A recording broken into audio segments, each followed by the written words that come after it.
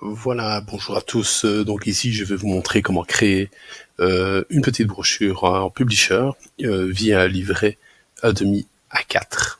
Alors, pour ce faire, il faut ouvrir Publisher. Ici, j'avais déjà commencé une composition, donc je vais recommencer pour vous montrer comment on arrive à cette composition. Donc, en arrivant dans Publisher, on clique sur Fichier nouveau, et puis là, on va choisir Autre taille des pages vierges, donc ici. Ici, on va descendre dans les types de composition et on va choisir les livrets. Et puis, on va choisir le livret A2 A4. L'objectif, c'est d'avoir une feuille A4 en disposition, paysage, qu'on va plier en deux et qui nous donnera alors une brochure. On peut déjà choisir si on veut des couleurs, ok. On peut choisir une police par défaut. Alors moi, par exemple, j'aime bien cette police-là, donc je vais prendre celle-là. Et puis, on va cliquer sur Créer. Voilà, moi je l'ai laissé entièrement en blanche. Alors ici, c'est toujours 4 pages, hein, donc de base. Par défaut, on peut en rajouter évidemment, mais ici, Publisher va tout de suite vous dire qu'il va insérer automatiquement 3 pages supplémentaires pour arriver à 4. Évidemment, vous cliquez sur oui. Voilà. Hop, ça va fermer. Donc ici, vous avez la page de couverture, les 2 pages intérieures et le dos de votre livret.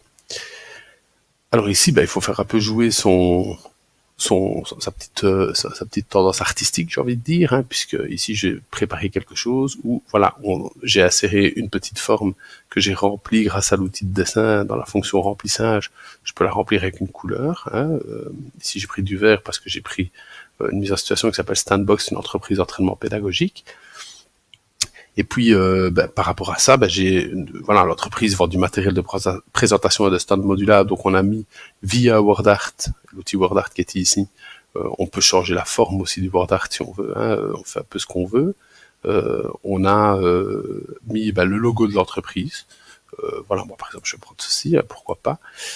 Et puis ici, on a mis toutes les coordonnées de l'entreprise.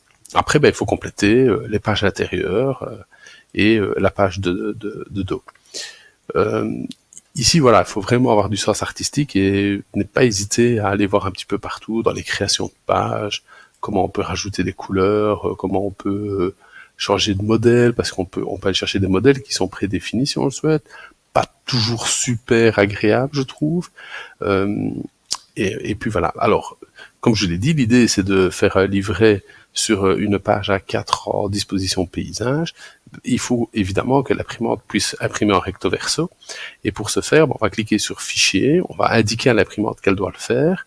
On va cliquer sur Imprimer. Et puis ici, dans le recto verso, on va prendre les bords courts. Puisque le recto verso doit se faire sur les bords courts. Les bords courts, c'est le bord ici qu'on voit de gauche et de droite. Il faut bien laisser la pliure sur le côté, ici. On n'y touche pas. Et donc ici, Publisher va faire en sorte que la feuille soit imprimée recto verso et que quand on la plie en deux, on a bien notre petite brochure.